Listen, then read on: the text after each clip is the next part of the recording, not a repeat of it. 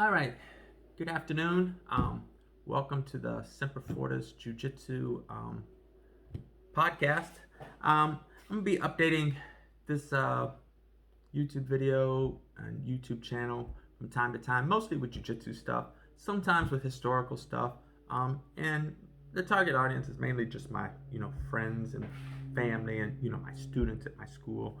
And we just talk about Semper Fortis Jiu-Jitsu and, you know, how it came about and, some significant things to Semper Fortis. Today is actually Pearl Harbor Remembrance Day. And President Franklin Delano Roosevelt, at the time of the attack, said today would be a day that would live in infamy, because the Japanese attacked Pearl Harbor on 7 December 1941, and which was the cause of our involvement in World War II. And so Pearl Harbor has a special significance to me because my grandfather, Royce Franklin Teague, was at Pearl Harbor the day, that Sunday morning when the Japanese attacked. And he survived the attack, went on to have a long Navy career. At the time Pearl Harbor was attacked, he was a E5. And I found that because I did a genealogical research, and which was really difficult because he didn't speak about Pearl Harbor when I was a kid growing up with him. I know it was mentioned in passing that he was there, but he never talked about it, and he didn't speak much about his entire military career.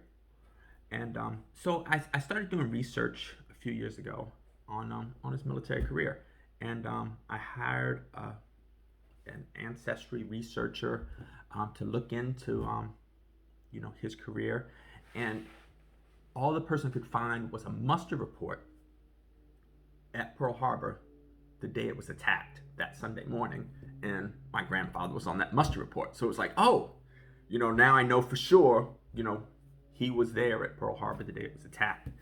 But the problem I had in my research was that there was a record center in St. Louis, Missouri, that had the records of a tremendous amount of veterans, and my grandfather being one. And in the 70s, that center caught on fire, and back then it was paper records, not digital records. So I thought his history had been lost to us because we couldn't ask him, because he had passed away in the 1980s. So I couldn't ask him about his history. No one really knew where his discharge papers were. Different family members had said he kept it in a trunk in the garage, and then the garage sort of collapsed over years, and it was all destroyed due to water damage. And so I thought, man, I will never know, the service history of my grandfather and what all took place. And then a unique thing happened a couple years ago. My cousin Dawn, who lives in Illinois, which is where my grandfather retired to, was in the state of Illinois. She mailed me some photos and documents, that she had. And to my pleasant surprise, in there was my grandfather's discharge papers. And I was like, oh my gosh, the photos were all incredibly important to me, but the discharge papers listed his career, showing him going from E1 to E7. So he became a chief in the United States Navy when he retired. And matter of fact, on my wall here in my living room, that's my grandfather there. So when I made chief in 1995 in the U.S. Navy, I tried to duplicate the same photo, except I didn't do it in black and white.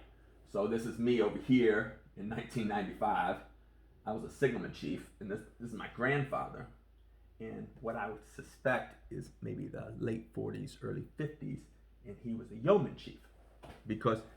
So he was an E7 in this photo, but in 1941, when Pearl Harbor was attacked, when I read the muster report, Um, he was at E5 at the time. So, some other things happened in his career. And that was of great interest. Like, okay, well, after he survived this brutal attack, that had to be emotionally just devastating to lose your friends and to just be surprised on a Sunday morning like that. I would imagine, maybe they was out drinking the night before on a Saturday night, having no idea, Sunday morning, the most horrific thing was going to happen to them in their entire life, and so it was just unbelievable. So my cousin, she sends me all this paperwork, and in it is his DD-214 that showed his career and where all he had been stationed. And then I was able to do more research to get a better picture of what all happened. So he was stationed in Hawaii. That was his second duty station. His first duty station was Pensacola, Florida. His second duty station was Kanoa Bay, Hawaii. I'm probably mispronouncing that. I have a ton of friends in Hawaii, and I'm sure one of them will be like, Saad, this is how you say this word. So, and then after the attack in Pearl Harbor, he was assigned to the USS Janssen, Janssen. And the Janssen theater of action was the Atlantic. So he was transferred from Hawaii in the Pacific Ocean all the way to the East Coast to be on board this destroyer. And the job of the Janssen was to hunt German U-boats. So for the rest of the war, he was on board this ship hunting German U-boats. And the German U-boats were just their submarines, and what their submarines were doing is they were sinking or attacking and sometimes sinking our ships who were transporting everything from merchant goods to troops to ammunitions, just supplies to support the war effort in Europe. So it was in the Germans' best interest to sink these ships. So they had a number of U-boats they sent out to sink these ships to prevent them from resupplying our troops in Europe to fight the war against Germany in Europe. And so my grandfather, he was on the USS Janssen, and on board that ship, they were recognized for sinking several German U-boats and engaging several German U-boats. So that's how he spent the rest of the war. And once Germany surrendered, his ship was assigned to go to the Pacific Ocean to finish and engage in the fight against Japan. But before his ship was able to engage in that fight, in that long transit from the Atlantic Ocean all the way to Japan, Japan had surrendered. And so that was his involvement in the war. And then after the Janssen, he went to the 15 Unit College of Wooster, which I think is in Ohio. And then he had some duty station in Iowa City, Iowa. And then he ended up at a Navy Reserve Officer Training Corps, NROTC. Now I'm drawing a blank on what C stands for. And I know I got, of my many military friends, somebody be like, this is what it stands for. So I think it's like Naval Reserve Officer Training Cadet or Course or Command. And that was at the University of Illinois, which made sense because that's where he retired from the Navy at, was in Illinois. And he lived out his days in Champaign-Urbana, Illinois, the home of the University of Illinois. And when I lived with him, for several years during my childhood, we stayed in Champaign, Illinois. He had this little 1,000 square foot house, which was an amazing thing because this house, it couldn't have been more than, say, 1,200 square foot max. And my grandmother, she was all into dog rescues. And my grandfather, calling himself putting his foot down, wouldn't allow her to have more than 6 dogs at one time. And if you can imagine 6 dogs in a 1,200 square foot house, it was it was amazing how it all flowed. But she would constantly rescue dogs, and when they hit the magical number of 6, he would be like, "Hey, Layla, there's no more dogs. So she would have to find somebody else, to save this dog." And which probably the two biggest things that I got from my grandfather was I followed his footsteps into the Navy, because as those of you that know me, I spent 33 years in the Navy. My first 16 enlisted, and then my last 17 as an officer. But he was my inspiration because I wanted to be like him. And then when he retired, what he actually did is, besides buying the house there in Champaign, Illinois, he became a semi-truck driver, and he drove the country doing deliveries. And sometimes it'd just be me and my grandmother, and then he'd come back from one of his deliveries, and then he loved going to the local bar, which was like less than a block from our house. Back then it was called Unc's Tavern, and then it became Black's Tavern, and then it went to a few other hands. But it was a real small, hole-in-the-wall bar. But he'd go there, and he would drink his Pabst Blue Ribbon, and it seemed like he would go there quite a bit, and every once in a while he'd take me, and it was a really unique thing. And so when I went to Illinois a couple years ago, I went to go visit that bar to get a beer, but it was out of business. But the building was still there, and I was like, man, it would be so cool to go drink a beer at this bar from my childhood, but it wasn't meant to be that time. So, so every year when Pearl Harbor Remembrance Day happens, December 7th of every year, I really think about my grandfather. I think about, what he did. And one of the cool things that we have in Texas is, and I don't want to misspeak, I believe it's a tradition from Mexico, but, it's a day of remembrance. I think they call it the Day of the Dead. They even do, what do you call it? They put up pictures. There's been a couple movies out, Coco, and then there was another movie out by Pixar that sort of talks about it. But it's an amazing and really a beautiful tradition that they have, and where the belief is that if you remember the names of the people that passed, and you remember and talk about them, that they continue to live on in the afterlife. But if you ever stop talking about them and everybody forgets their name, they'll just disappear forever. So in that tradition, I was like, you know what? I need to make a video. Because I was going to write a long post on Facebook, but there was just so much to say, and I was like, I would get to rambling, and I was like, man, let me make a video, because I've been doing another podcast. I was like, and I have my own channel. I just haven't been doing a lot with the Semper Fortis channel. I'm like, you know what? Let me kick off this podcast and just talk about my grandfather. And then, like some of the cool pictures. I got this picture of when he was a child. This is him here when he's a baby, born with his father and his older brother Dick. And he was born in Clovis, New Mexico. Some cool photos of when he was a sailor in his dress whites, and man, I've worn that uniform many a times. And then this is him in his dress whites, and it looks like he's winding up the engine of an old car, which technology has come a long way.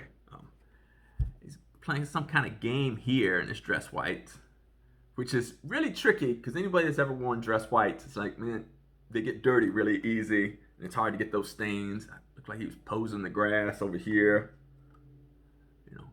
Pretty happy dude. Looked like. This is when I knew him. Later in life, back when we lived in Champaign, and that was his dog Teddy. And something I always remember about my grandfather with the dogs, like he loved this dog Teddy, and this tough as iron man.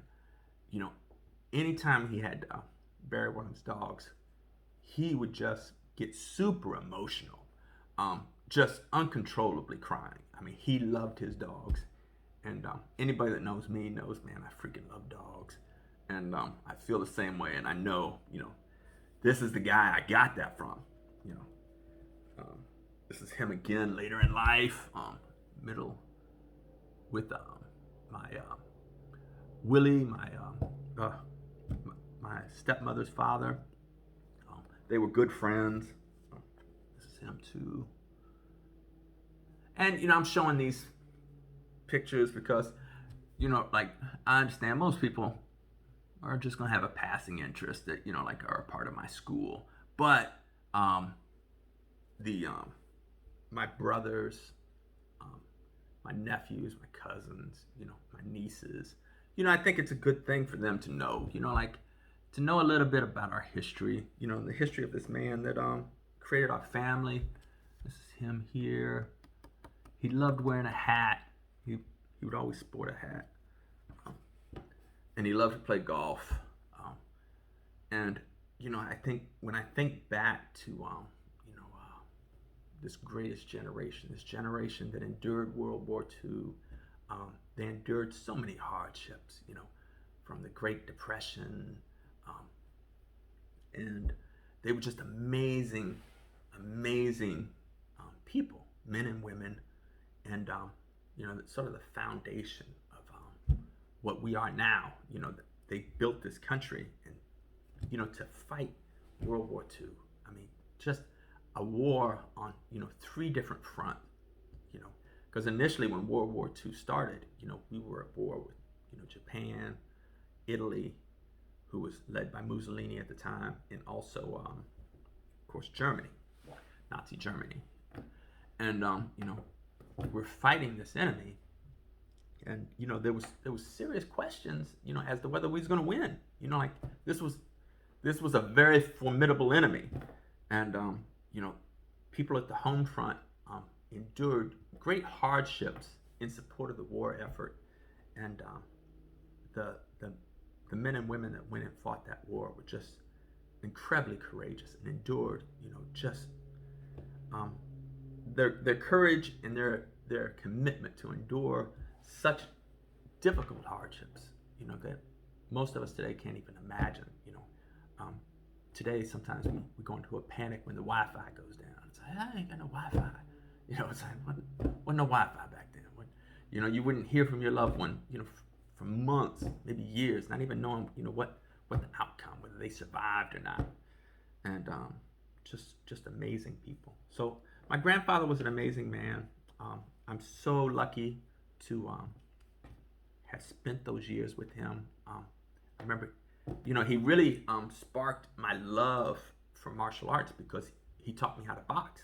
Because we'd be out there in the front yard and he'd be showing me how to box, and then I'd box some of the neighborhood kids, and that got me into boxing because those that knew me back in the 80s, I boxed quite a bit in the 80s, and then of course Hapkido came along in the 90s, and then in the 2000s I discovered Brazilian Jiu-Jitsu, and that's what I do now. I teach Brazilian Jiu-Jitsu because as my career was ending, because I did 33 years in the Navy, I was like, man, what am I going to do after the Navy? And then a few years before we went to retire, Sway and I said, man, we just, instead of teaching for other schools, we should just open up our own school. So my grandfather not only guided me into the U.S. Navy, and but he was the initial person that taught me martial arts, and also, I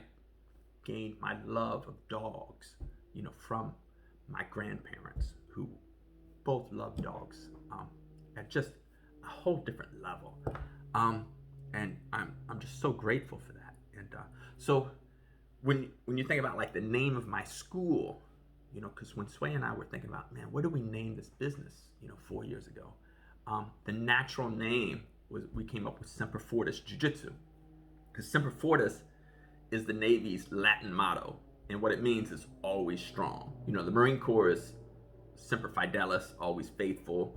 The Army and the Coast Guard are Semper Paratus, and drawing a blank on what Semper Paratus means. My Latin isn't so good, so I only know a couple Latin words. But so Semper Fortis Jiu-Jitsu just seemed like a natural name because I had such a history with the Navy in not only my life but in my grandfather's life. So that's gonna be it for this podcast. Like I said, this is mainly just for my family members, but also for my students and friends who have some kind of interest in my life and or what's going on at the schools. Like, how did they come up with Semper Fortis Jiu-Jitsu? And it's not just because I was in the Navy, but I had a family tradition in the Navy. And also, I just want to talk. Franklin Delano Roosevelt said, "Hey, this is a day that will live in infamy." December 7th. So when we was attacked in 1941, that Sunday morning, we shouldn't forget, those brave souls that fought and those brave souls that were lost that day, because for them, it was just a Sunday. They had no idea that this was going to, for those people that died, they had no idea this was going to be it. Like, because you never know when, life is going to come to an end. And for them, it came to an end on that day. And then for those that survived Pearl Harbor, how that singular event had to have changed their life forever, And, very fortunate for me, my grandfather survived the Pearl Harbor attack because, of course, had he not, I wouldn't be here. And how that would have changed the course of, history for so many people. So I'm really grateful for the men and women that fought World War II and that brought us to victory and, to the greatest generation that, from World War II, that those people, what they built for us and helped make America such a great country. Because, from me, from the Navy's perspective, I've been to probably 50, maybe more countries throughout the world, in every continent. And, until you leave America and see some other countries, you don't really know how good you got it. So we really got it good here. And this is a nation worth saving. It's worth preserving. We're not perfect by no means, but it's worth preserving. Oh, one last shout out. These guys, the Till Valhalla Project. What they do is they, through profits that they make from the sale of their t-shirt and other merchandise, they present plaques to the families of deceased soldiers, Marines, airmen, sailors. And so this t-shirt here, it's Pearl Harbor. And on the back,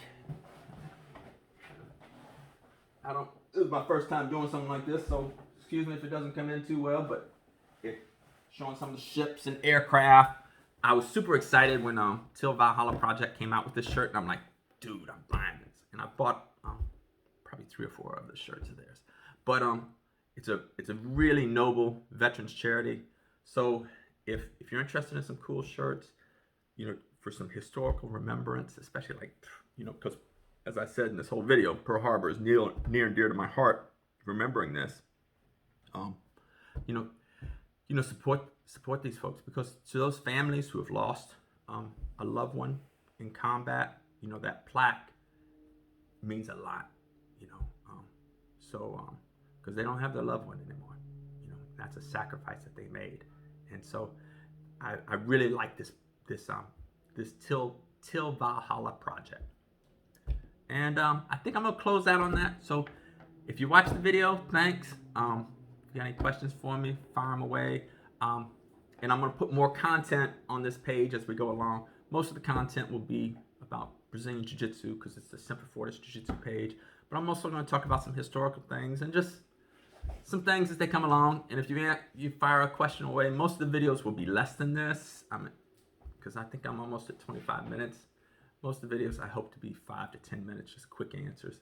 But this was a topic, like I said, near and dear to my heart. Pearl Harbor, and of course my grandfather, Royce Teague. And so I gave it a little extra time. And thank you for watching. All right. Be good.